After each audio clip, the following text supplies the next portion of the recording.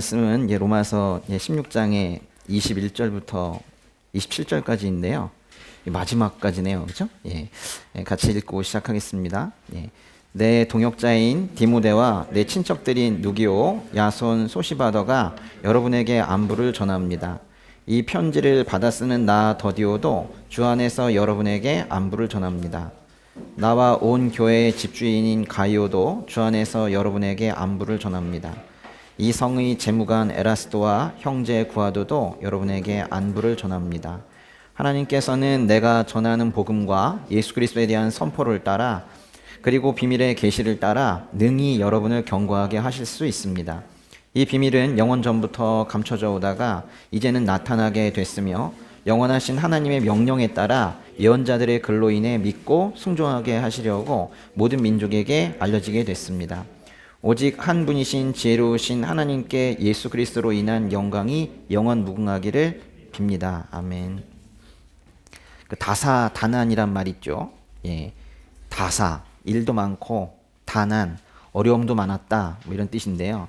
그 다사다난이라는 말은 보통 그 연말에 올 한 해 참 다사다난했다 라고 할 때 보통 쓰는 말인데 3월의 첫날 오늘 좀 당겨서 이 표현을 써도 괜찮을 정도로 참 2020년의 1월 2월에는 다사다난했던 것 같아요. 오늘은 3월 1일인데요 3.1절 101주년 되는 날이기도 합니다. 1919년 3월 1일 교회가 중심이 되어서 일으켰던 민족 독립운동이 이후에 전국적인 만세운동으로 확산되어 갔었습니다. 국가가 위기에 처할 때마다 항상 제일 앞에 선봉에 섰던 사람들은 우리 신앙의 선배들이었었어요. 가장 먼저 앞서 나가서 주님께서 주신 그 자유를 지켜내려고 분투하며 싸우셨어요. 2020년에 우리에게도 그런 신앙의 선배들과 같은 결기가 있는지 한번 되돌아봤으면 좋겠습니다. 벌써 3월이고 이제 다음 달 12일, 즉 4월 12일은 2020년의 부활주일입니다. 4월 12일이 부활주일이에요. 이것은 매우 중요한데 교회력이라는 게 있어요. 교회의 달력인데요. 교회력의 매년의 기준은 부활주일을 기준으로 해서 그 앞에 며칠은 무슨 절기고 그 뒤에 며칠은 무슨 절기고 표현을 하거든요. 이제 4월 12일까지 약 40일이 남았는데요. 부활주일까지 6번의 주일을 뺀 40일 동안의 기간을 교회력에서는 사순절이라고 합니다. 지난 수요일에 이제 사순절 기간이 시작이 되었고 오늘이 사순절 첫 주일 예배입니다.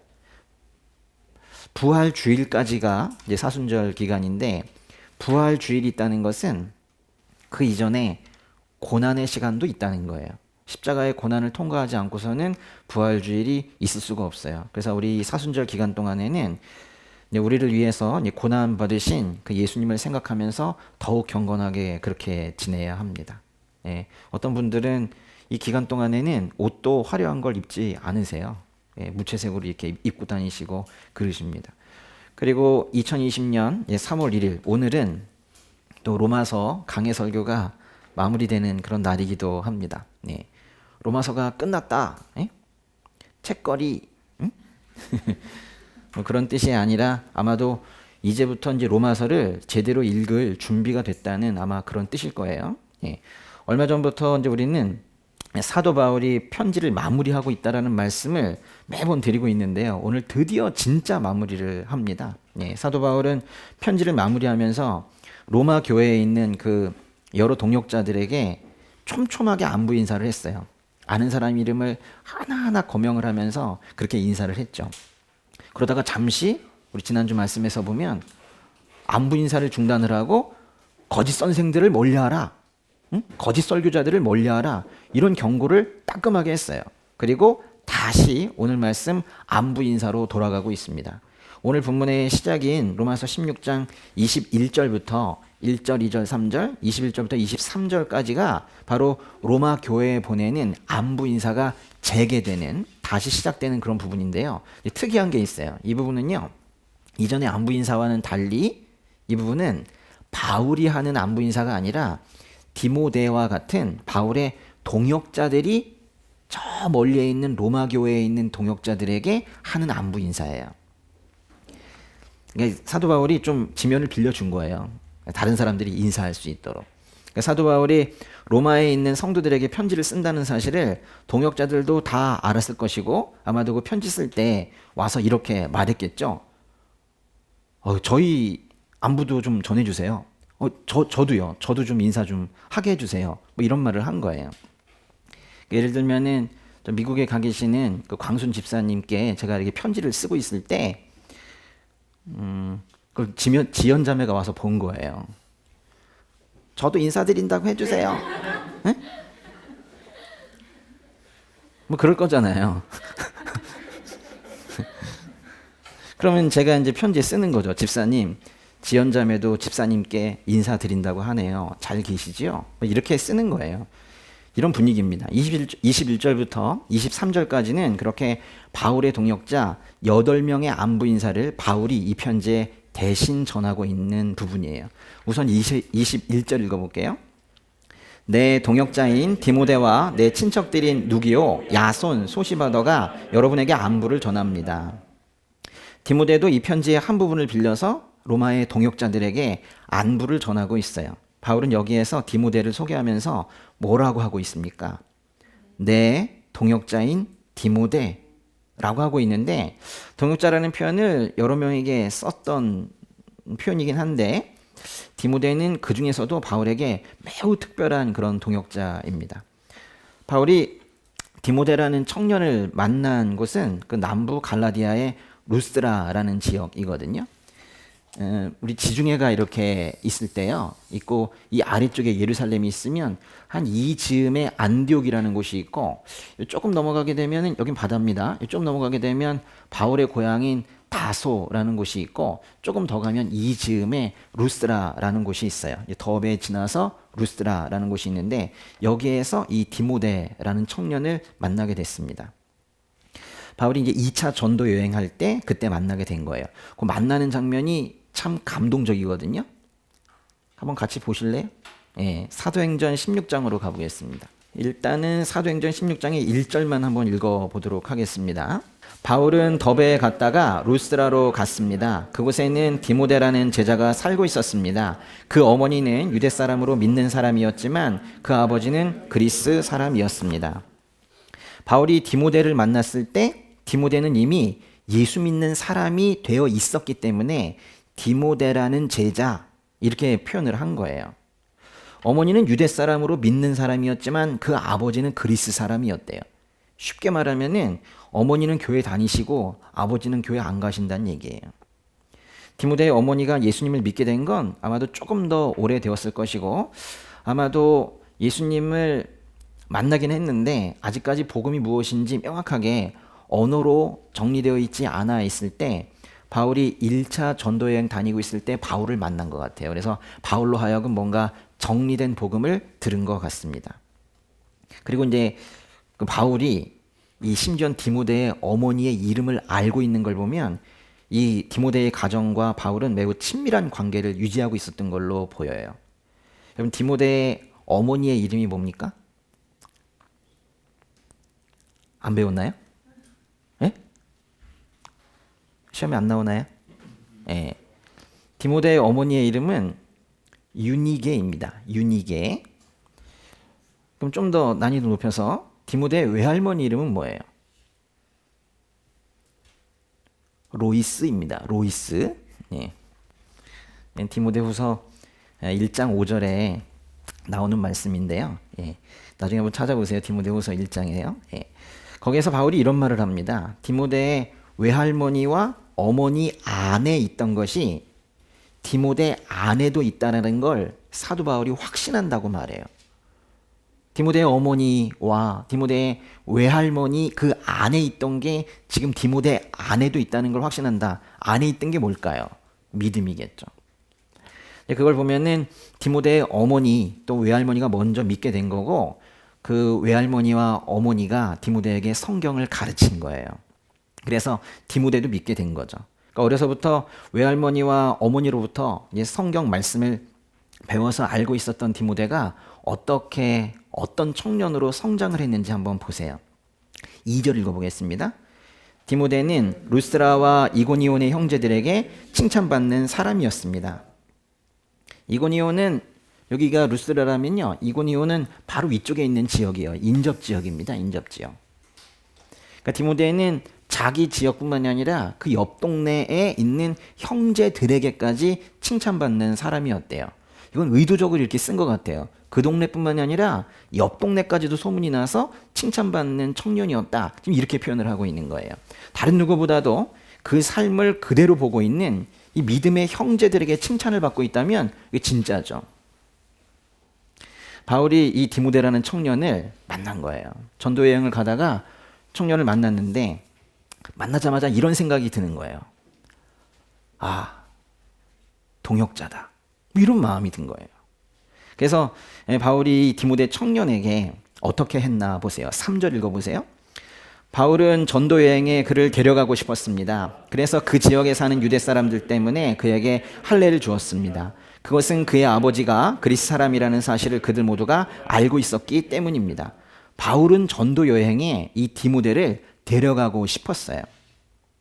그 개역개정에서는 바울이 그를 데리고 떠나고자 할세 이러면서 별로 느낌이 안 나게 번역을 해놨는데 우리말 성경이 번역을 잘 해놨어요. 정말 디모데를 데려가고 싶었어요. 함께하고 싶었어요. 이렇게 보자마자 전도 여행을 함께 떠나고 싶을 만큼의 사람을 만난다는 건 사역자에게 이만큼 큰 복은 없을 거예요. 하나님께서 하나님과 그 아들 예수를 향한 그 사도 바울의 사랑과 사도 바울의 그 열정을 귀하게 여기셔서 좋은 동역자를 보내주신 거예요. 그런데 바울은 디모데가 할례를 받도록 했다고 하네요.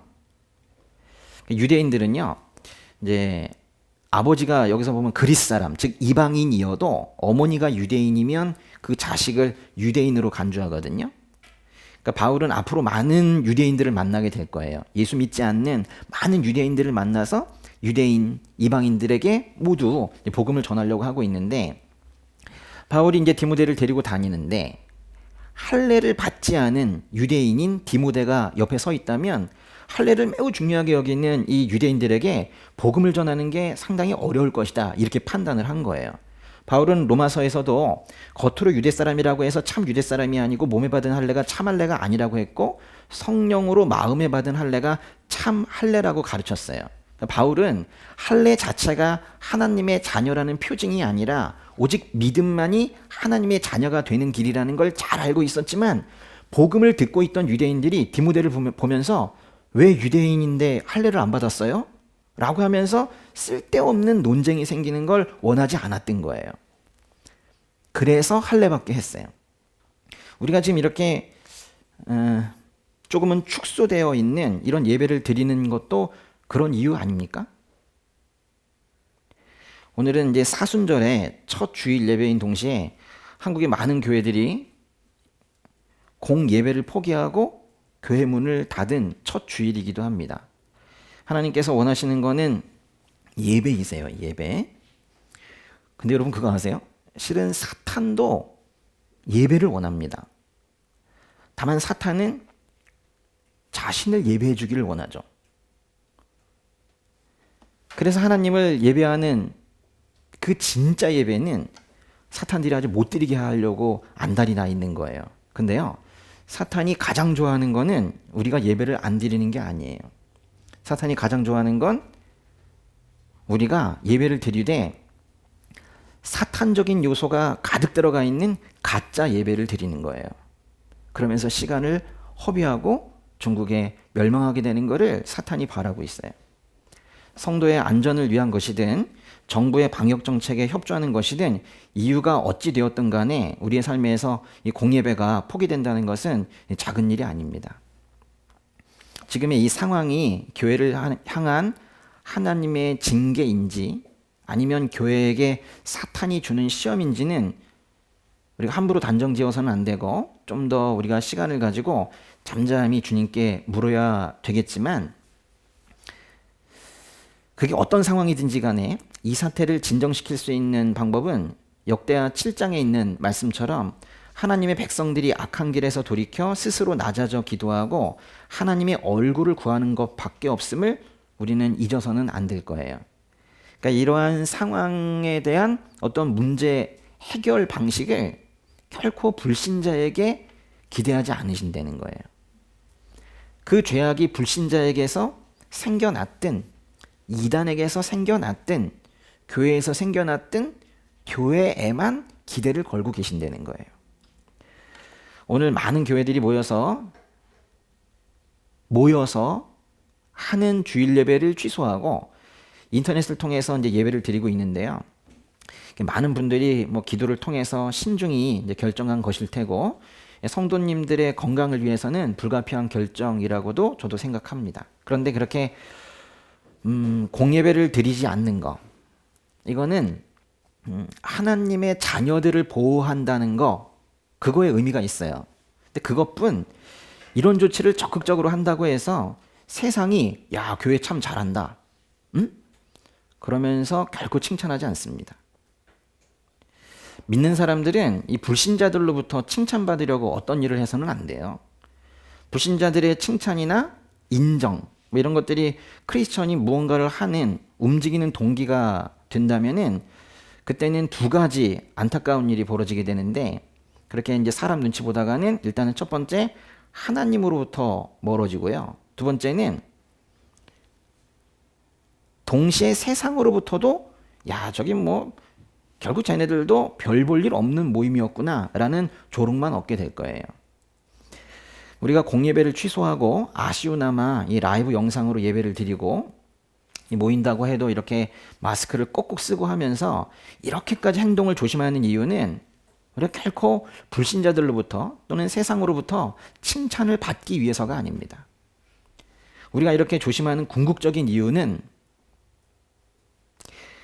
우리를 조롱하는 그들에게 복음을 전하고 그들을 살려내기 위해 불필요한 마찰을 피하기 위해서예요. 우리를 오히려 조롱하고 비난하는 그들에게 복음을 전하고 그들을 살려내기 위해서 불필요한 마찰을 피하려고 우리가 이렇게 한다고요. 이것을 언젠가는 깨닫는 저 밖에 불신자들도 있고 끝까지 조롱만 하다가 끝나는 불신자가 있는데, 그거를 각각 한쪽은 구원받았다, 한쪽은 멸망했다라고 표현하고, 또는 한쪽은 택하셨다 또는 택하지 않으셨다 이렇게 말하는 거예요. 사도 바울은 디모데가 유대인이지만은 할례를 받을 필요는 없다고 생각하는 사람이에요. 그 할례는 뭐 형식적인 거라고 봐요. 성령으로 마음에 받은 할례가 참 할례이기 때문에 육신의 할례 필요 없다고 생각하는 사람이에요. 그런데도 바울은 디모데에게 굳이 할례를 받게 했습니다. 앞으로 만날 예수 믿지 않는 유대인들과 불필요한 마찰을 피하기 위해서예요.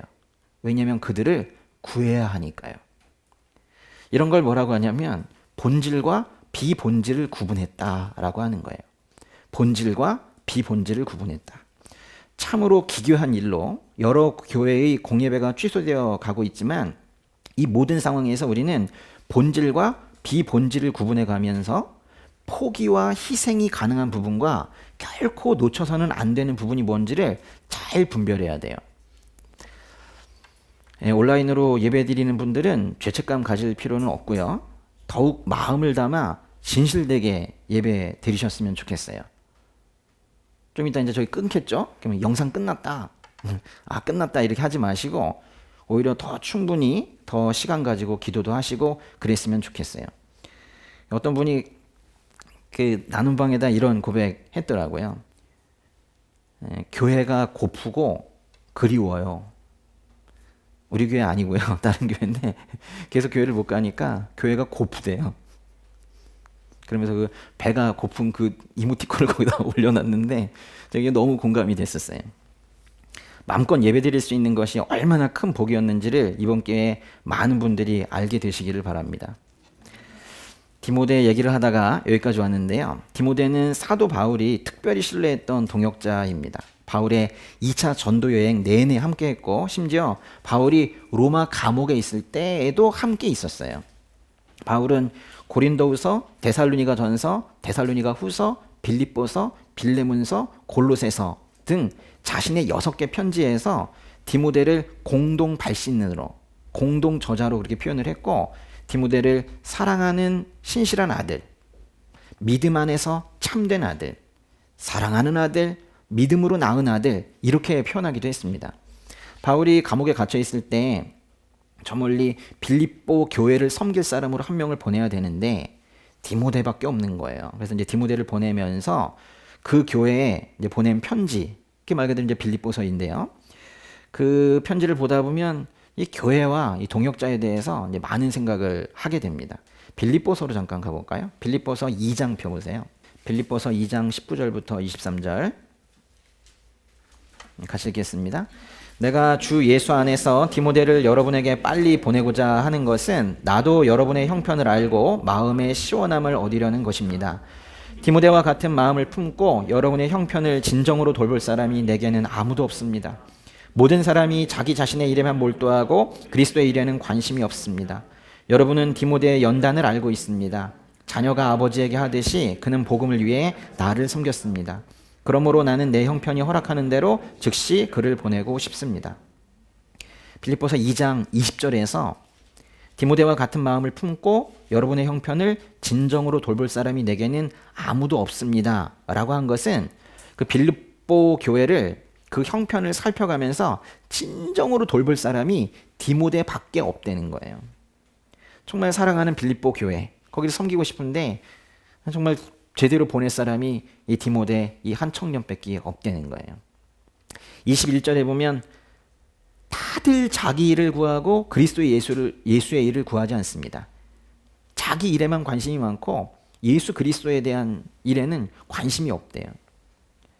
그러나 바울은 디모데만큼은 그리스도 예수의 일을 구하는 사람이고 예수의 일에 관심을 가지는 사람이라고 확실하게 믿고 있는 거예요.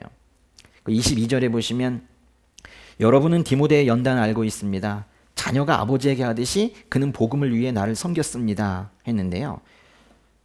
이런 뜻이 뭐 당신들이 알다시피 디모데 나 따라다니면서 참 고생 많이 했어요. 근데 그때마다 참 불평 한마디 안 하고 마치 나를 아버지처럼 섬겼는데 아버지처럼 나를 섬겼는데 그게 나나 디모데를 위해서가 아니라 그게 복음을 위해서였습니다. 이렇게 지금 말하고 있는 거예요. 그러면서 이제 디모데를 빌립보에 보내려고 하는 거거든요. 디모데의 입장에서 본다면 이제 사도 바울은 믿음의 선배이고 동역자이고 영적인 아버지입니다. 또 인생의 멘토죠. 저에게도 그런 분이 계신가 한번 또 요번에 생각을 해봤어요. 근데 저는 예수님 만나자마자 제자훈련 받으러 갔다가 끝나자마자 신학교 갔다가 졸업도 하기 전에 교회 개척하고 목사가 되어서 되돌아보니까 그런 신앙의 멘토가 저에게 없는 거예요. 제가 존경하는 분들은 많이 있지만 사도 바울이 이 디모데를 양육하듯이 그렇게 밀착해서 저를 양육해 주신 분이 없더라고요. 기독교 교리나 또는 교회 운영 차원에서 제가 답답할 때 전화 걸어서 물어볼 목사님들은 계시는데 사실 저의 속마음을 다 털어놓고 이 나아갈 방향을 그렇게 물어볼 멘토가 저에게는 없어요. 그래서 이제 어쩔 수 없이 아무도 안 계시니까 마치 있는 것처럼 앞에 누가 있는 것처럼 계속 중얼중얼 거려요. 이번 주에도 많이 그랬어요. 이번 주 주일 예배를 강행해야 하나요? 다른 교회들이 다 문을 닫는데 저 혼자 미련 떠는 거 아닌가요? 그리고 뒤에 주님 뭐 이렇게 이제 붙이면은 너희들의 예배를 받고 싶다. 뭐 이런 음성이 들려오는 거예요. 주님께 이제 힘들고 어렵고 아픈 마음 토로할 때마다 이렇게 어김없이 이렇게 응답을 주세요. 그러나 이제 때로는 이 기도하고 응답받을 때까지 아주 큰 인내심을 요구할 때가 있습니다. 아무런 응답도 오지 않아서 오랜 시간 동안 그렇게 응답을 구하며 기다려야 할 때가 사실은 더 많아요. 그런데요, 꼭 응답하세요. 그것도 결코 늦지 않게. 저에게는 좀 답답한 시간이었어도 그 결코 늦지 않은 시간이 되돌아보면 또 가장 정확한 때더라고요. 꼭 말씀해 주세요. 예수님께서 친히 이 부족한 자의 멘토가 되어주셔서 얼마나 감사한지 몰라요. 다시 로마서로 돌아오시면요. 멘토의 반대말이 뭐예요? 멘토의 멘티라고 합니까? 멘토리라고 합니까? 뭐라 그래요? 멘티? 예. 바울의 멘티인 디모데죠. 디모데가 로마 교회에 안부를 전하고 그리고 이어서 누기오, 야손, 소시바더 좀 우리에겐 좀 생소한 사람들인데 이들도 로마 교회에 저희들도 잘 있다고 전해주세요. 이렇게 이제 안부를 전하고 있는 거예요. 여기 나오는 이 누기오는 이 성경에 누기오가 많아서 어느 누기오를 말하는지 확실하진 않습니다. 야손이라는 사람은 아마도 이 바울이 데살로니가라는 동네에서 소동이 일어났을 때 바울을 자신의 집으로 데려가서 후하게 대접했던 사도행전 17장의 그 야손일 거예요. 소시바더는 바울이 3차 전도 여행 마치고 그리스를 떠날 무렵에 바울과 동행했던 베레아 사람 소바더를 여기에서 소시바더라고 쓴 것 같아요. 그거는 사도행전 20장에 나옵니다. 그 신학자들은요, 여기 나오는 누기오, 야손, 소시바더 이 세 사람이 이 사도 바울이 이 지역에서 받은 헌금을 예루살렘 교회로 가져갈 때 동행할 사람들이었을 것이라고 그렇게 추정을 하고 있어요. 그리고 이제 그 다음 22절, 23절에서 또 문안 인사를 누가 하고 있는지 한번 보세요. 22절, 23절 읽어보겠습니다. 이 편지를 받아 쓰는 나 더디오도 주 안에서 여러분에게 안부를 전합니다. 나와 온 교회의 집주인인 가이오도 주 안에서 여러분에게 안부를 전합니다. 이 성의 재무관 에라스도와 형제 구아도도 여러분에게 안부를 전합니다. 22절 보시면 이 편지를 받아 쓰는 나 더디오 이랬어요. 그렇죠? 이게 뭔 뜻이에요 대체? 이 편지를 받아 쓰는 나 더디오라는 거? 그러니까 더디오라는 이 사람은 바울이 말로 편지의 내용을 불러주면 그거를 받아 적은 사람이에요. 분명히 글씨를 잘 쓰는 사람일 것 같아요. 이 긴 편지를 열심히 받아 적었으니 좀 힘들었을 것 같기도 해요. 은혜도 컸겠죠. 예, 이 긴 편지를 열심히 받아 적은 더디오에게 바울이 너의 이름으로도 한번 인사를 좀 써놔봐. 그렇게 한 거예요. 그래서 더디오가 자기 자신의 이름으로 로마의 성도들에게 인사할 기회를 얻은 겁니다. 22절은 있는 그대로 더디오가 직접 써놓은 더디오의 인사예요. 이렇게 더디오처럼 바울의 구술, 말로 한 걸 받아 적은 서기가 있다라는 사실은 바울의 다른 편지들에서도 좀 몇 개 보여요. 잠깐 보실래요? 고린도 전서로 가보시면은 고린도전서 16장 21절에 끝입니다. 항상 끝에 이런 얘기가 있는데요. 찾았는데 너무 짧네요. 그죠? 21절 읽어보세요. 나 바울은 친필로 안부를 전합니다. 라고 하고 그거부터 22, 23, 24절까지 끝에 4절이 바울이 그 펜을 직접 받아서 쓴 부분이에요. 줘봐봐 이건 내가 쓸게 라고 해서 직접 쓴 부분이에요. 이런 거 상상하면 재밌지 않습니까? 갈라디아서도 마찬가지예요. 갈라디아서에도 가보면 6장으로 가보세요. 6장. 6장의 거의 끝인데요. 6장의 11절.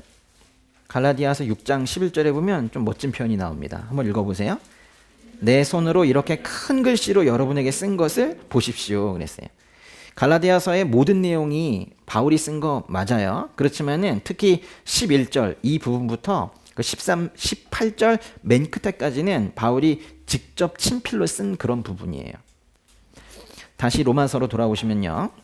로마서 16장 23절을 보면 가이오라는 사람도 안부를 전하는데요.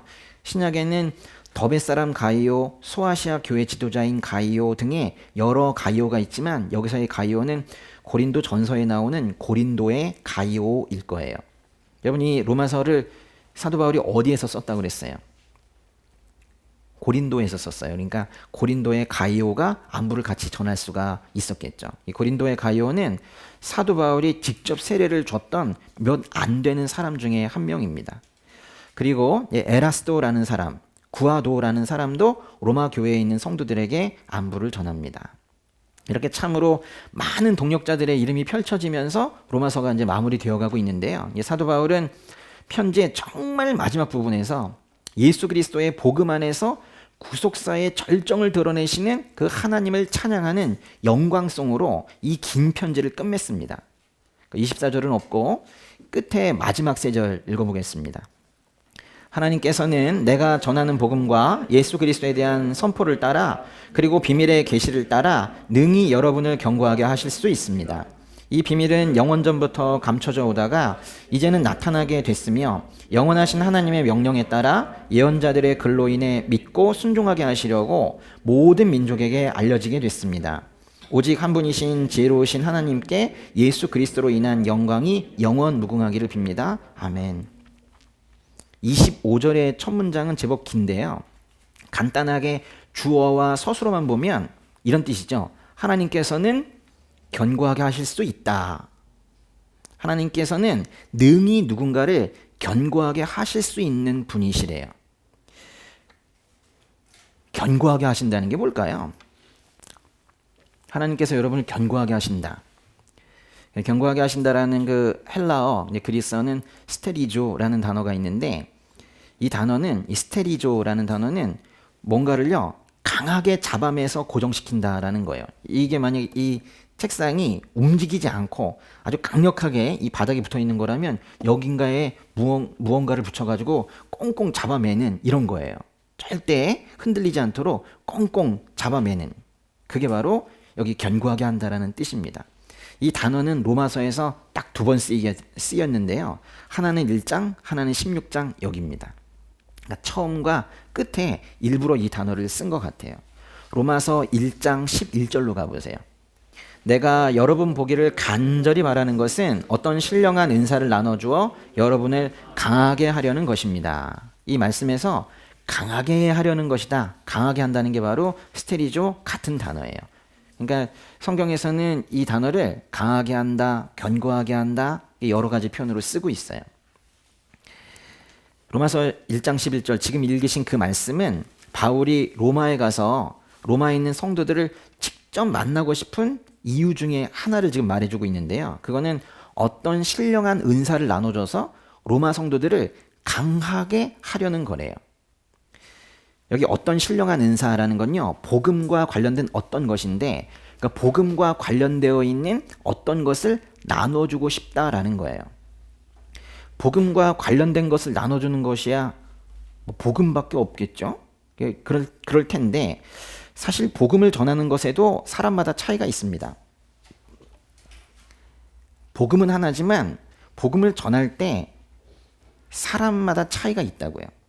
성령께서 주신 영적 통찰력으로 하나님의 말씀을 잘 전할 수도 있지만은 결국 전하기는 하지만 그 과정 중에 매우 모호한 언어들로 가득 찰 수도 있어요. 또 확신에 차서 복음을 전할 수도 있고 전하는 사람조차 확실히 알지 못하고 전할 수도 있어요. 그게 우리의 한계예요.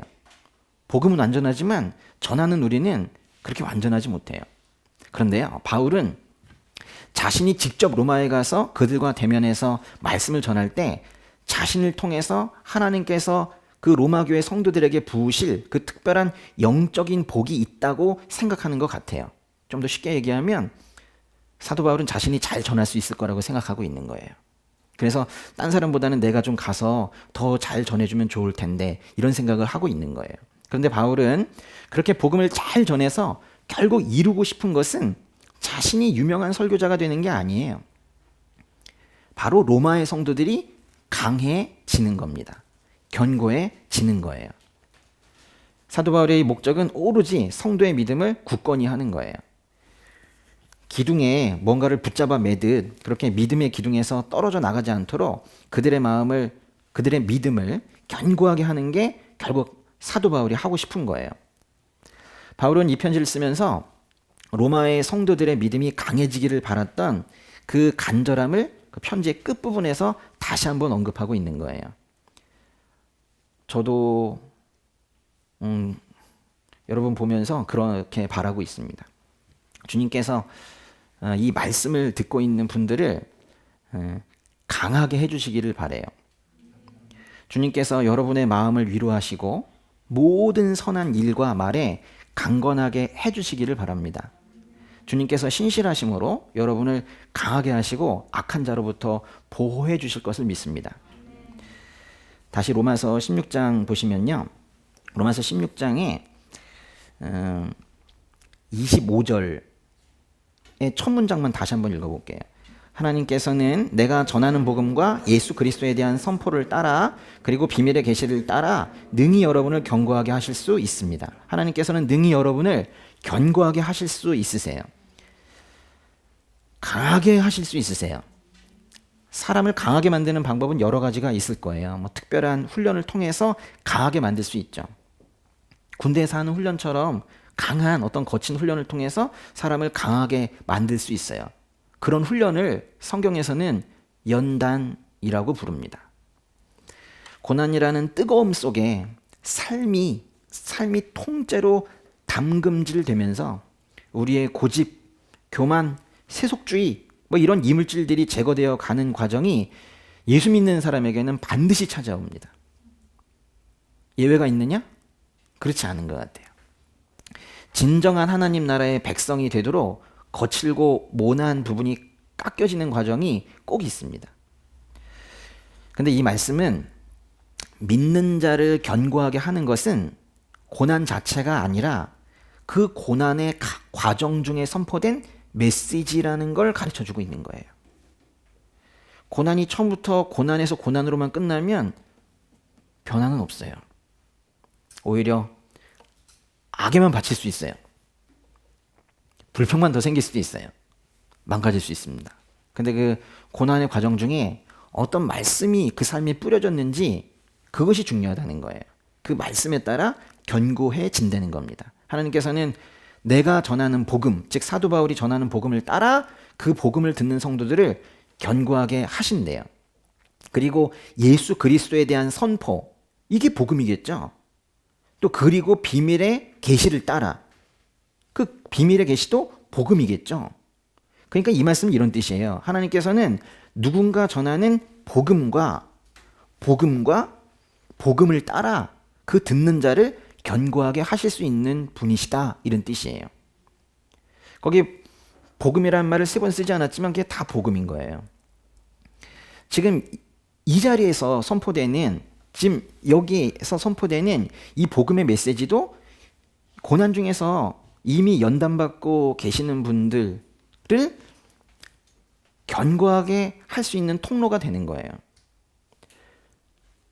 고난과 말씀이 함께 가야 사람이 변하는 거예요. 고난이 축복이다.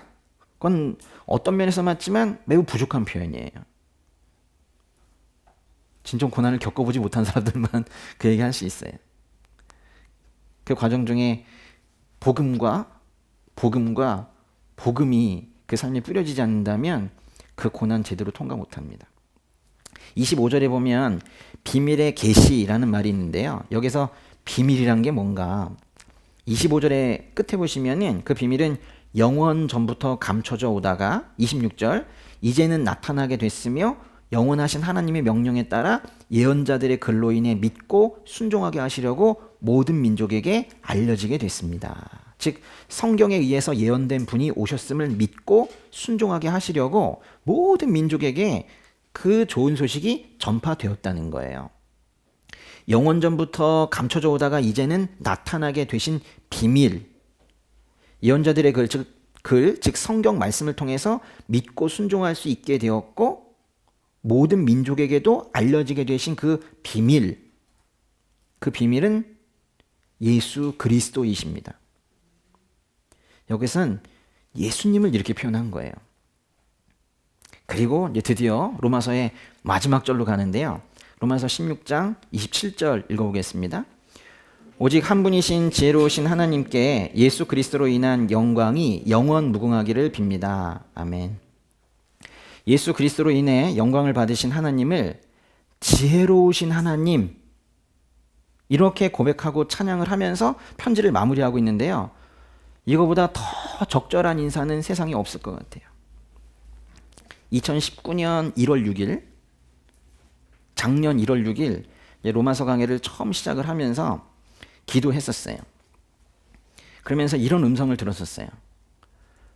로마서를 해석해 주는 게 할 일이 아니라 함께 읽고 고백하고 믿으면서 변화된 삶을 함께 살아라 이명호, 뭐 이런 음성을 들었었어요. 그게 이제 제가 할 일이라는 하나님의 음성을 들었고 이제 로마서 강해를 지금까지 해오게 됐습니다.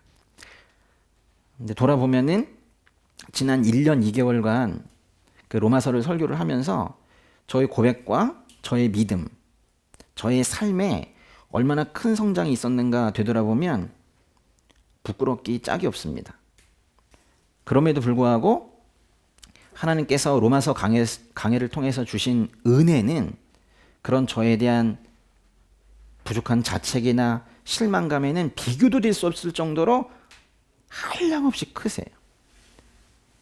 그 은혜가 너무 커서 사실 저의 이 부족함과 저의 무너짐은 잘 안 보여요.